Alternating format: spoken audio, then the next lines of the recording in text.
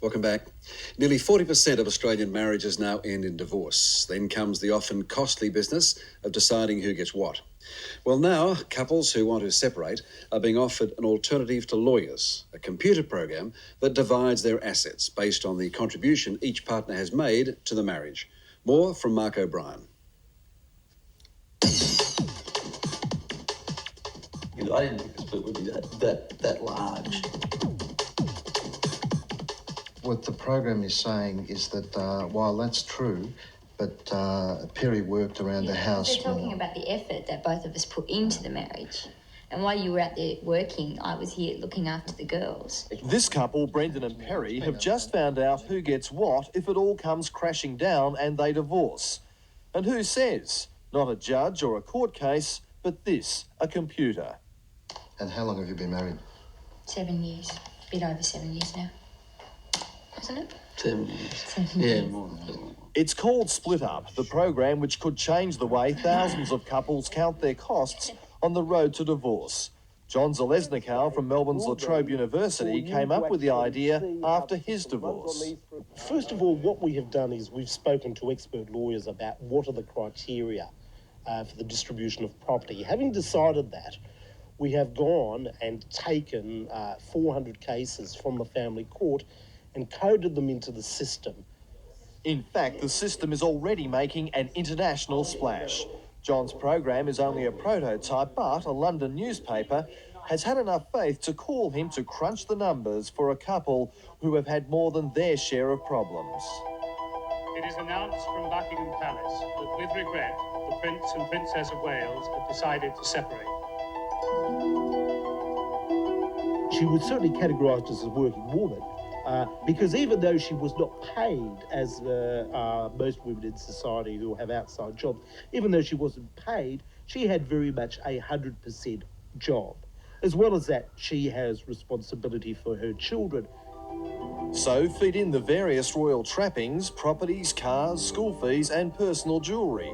Over the weekend, Diana settled for about $30 million, although if it was up to the computer, she would have probably done even better. He has very certain future job prospects. She has much less. And so, according to the computer, Diana will get a right royal share. The judgment was that Diana would receive 70% of the property. Around the family court, it's often said by lawyers that a good divorce is one where both sides are a bit unhappy with the settlement. In Australia, the statistics on divorce are staggering. Nearly 40% of marriages fail, as 25,000 couples call it quits each year. Aside from the emotional trauma, splitting up is a multi-million-dollar business, but not everybody is convinced that a computer has all the answers for warring couples and lawyers. I'd be concerned that if someone relied solely on this system, that it may not be accurate. Leanne Kane, a family law specialist, says divorcing couples need the human touch, not a computer printout. A family lawyer has a very important role to play in the conduct of a family law matter. They don't only take instructions and obtain and provide legal advice. What they will do is they will comfort the client, they will have some empathy, they will guide them through situations. But don't they take into consideration that I've earned more? So how would Brendan and Perry, who incidentally aren't getting divorced, stand if things did go bad? The couple has been married for 7 years and they have 2 young children. Andrew Strenieri is taking the couple on a trip they hope they never make. Well, what the program is telling us that you contributed financially to the marriage at about the same level as each other over the years. More, I would have done more. After the kids. Yeah, lots more. Lots more? No. A bit more. And what about the household duties? Yeah, I did less of that as well. Yeah. Oh, about the same. So, after earnings... You're working full-time at the moment. Okay. Superannuation... it's not due for quite a while, is it? No. And future job prospects... And how many assets are in the business? About 15 grand. When all the factors are punched in, the results are a shock to Brendan.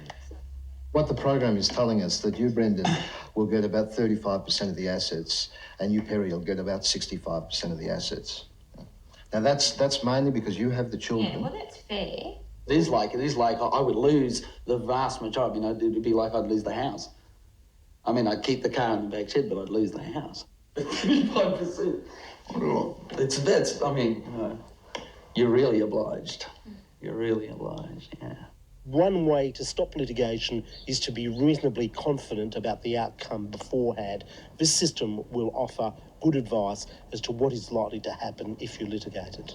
Do you have any obligations? And as for happily married Brendan and Perry, the academic exercise has been an eye-opener. Marriage guidance is a better option, I gotta tell you.